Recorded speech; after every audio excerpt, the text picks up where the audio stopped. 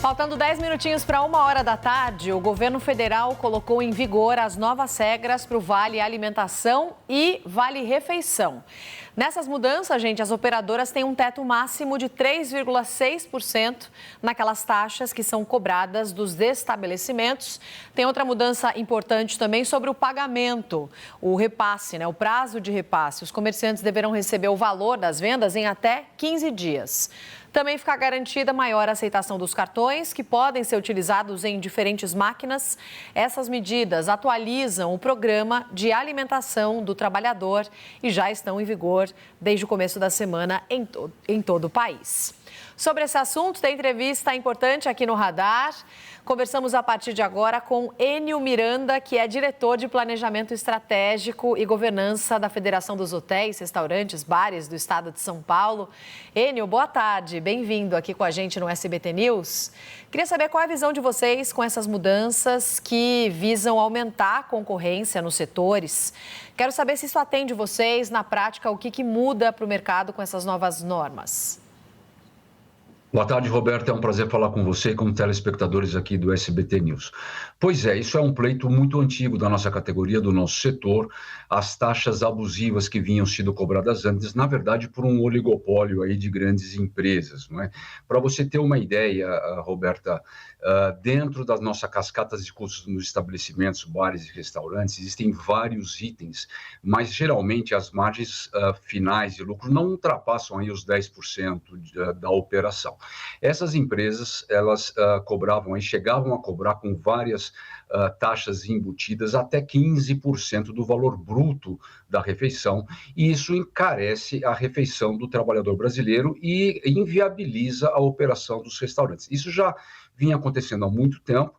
Agora, finalmente, após o ano passado, diversas reuniões que tivemos no governo federal, vem esse decreto, um alívio para o nosso setor que pode voltar a trabalhar de maneira saudável. Então, uma redução do teto até 3,6%, um prazo de pagamento de 15 dias e não 30, como era antes, e principalmente a possibilidade de poder utilizar o cartão em várias maquininhas, o que abre o mercado para outras empresas regionais de operação de vale-refeição.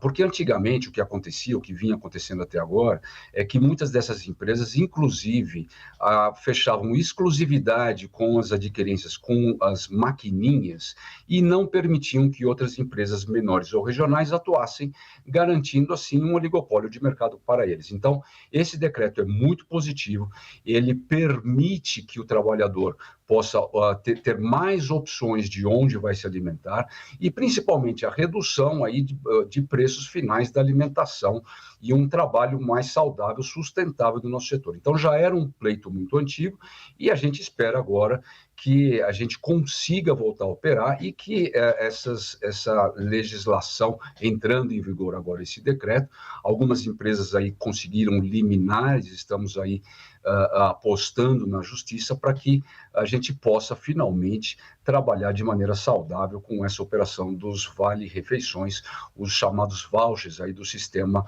do programa de alimentação do trabalhador, tão importante para a nossa população, não é, Roberto? Com certeza. O Enio, o que muda para o consumidor? A gente tem essa questão das maquininhas, então isso deve aumentar o número de opções de restaurantes, eu imagino, aceitando esses cartões de vale alimentação e vale refeição. Algo deve mudar nos valores? O que você acredita que vai mudar para o consumidor final? Olha, a expectativa é que possa, inclusive, haver redução de preços nos pratos feitos, na alimentação do trabalhador.